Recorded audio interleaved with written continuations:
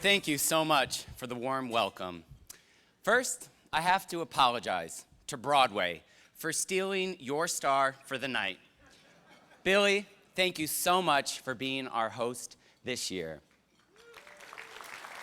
We know you're going to do a fabulous job. Thank you to our event chairs, Paul Donaher, Kate Hathaway, and Norm Simon.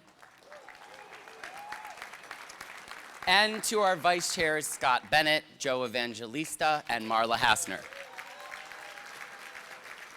As Billy said, we have quite the program in store for you. Thank you to all our board members for your dedication, led by co-chairs Louis Bradbury and Norm Simon. A special thank you to the tireless Pride Agenda staff who work so hard for this organization every single day. Last, but certainly not least, thank you all for coming out to support us tonight. I cannot believe it has been a year since I first took this stage as executive director. And what a difference a year makes. As we gather tonight to celebrate all of our recent marriage victories, I'm especially proud of New York and the Pride Agenda's role shaping national opinion.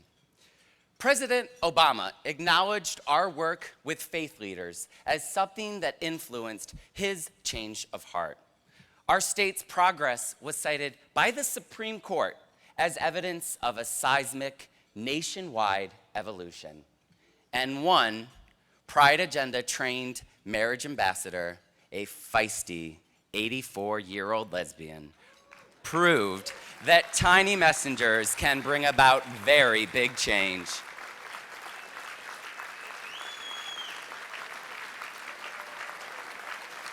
After years of hard work and commitment, marriage equality is becoming the law of the land.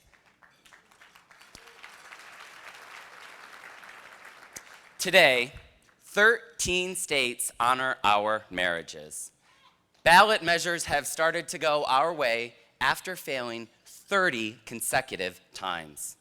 The federal government is now recognizing our marriages even when states do not. Our voices as New Yorkers clearly paved the way, and that is something for which we should all be incredibly proud.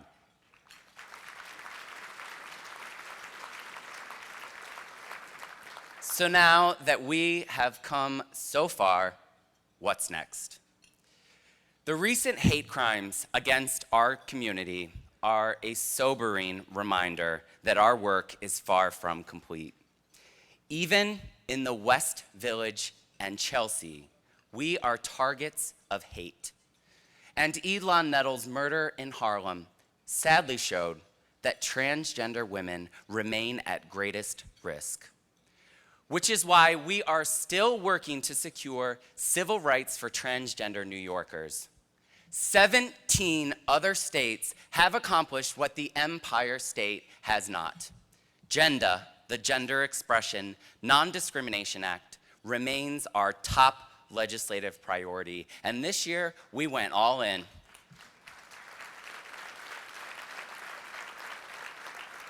Many powerful voices called for an end to transgender discrimination.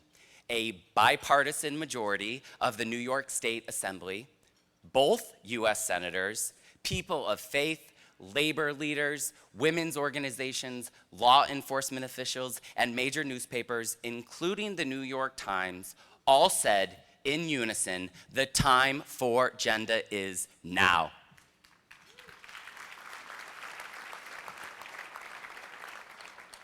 We are voicing the struggles of trans New Yorkers.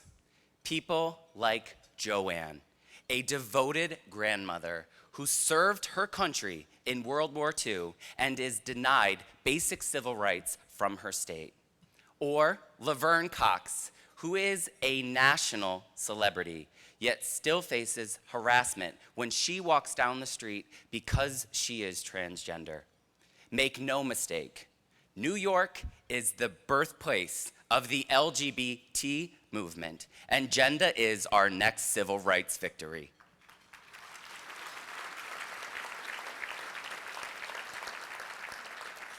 And speaking of birthplaces, we're working hard for our families. New York has the worst law in the country that bans surrogacy.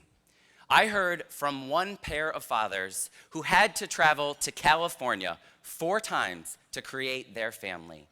New York has the best healthcare facilities and legal minds in the country. It is a complete lost opportunity. But together, we will build a powerful coalition to legalize surrogacy in New York State.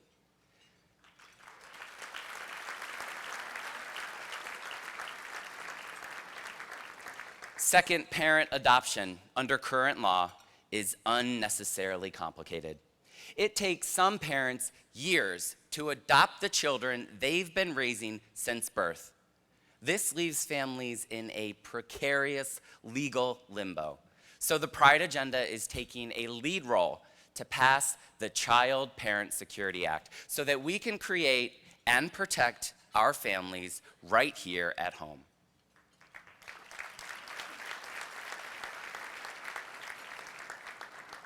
We are also protecting the well-being of our youth.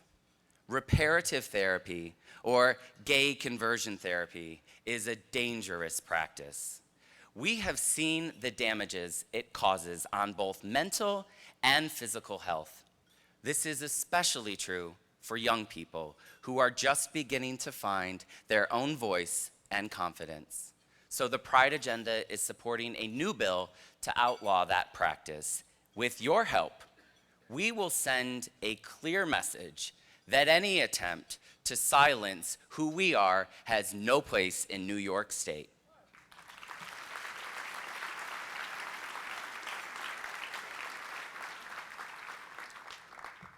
"40% of homeless youth in New York City are LGBT, without nearly enough services.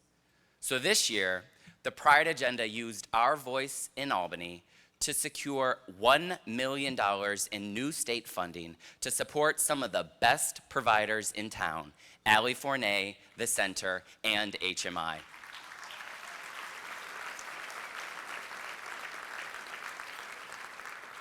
This year, we again endorsed pro-LGBT candidates to serve across the state so that we don't just have a seat at the table, but a powerful and persuasive voice.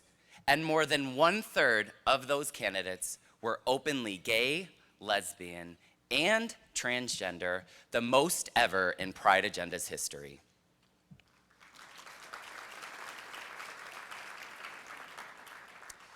As your advocate and watchdog, the Pride Agenda will uplift all of our voices to ensure equal treatment by government.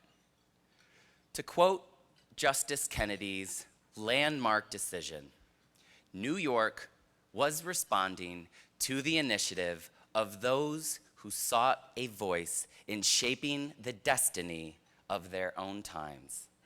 This says to me, fundamentally, that when New Yorkers demand what we know we deserve, nothing can stop us.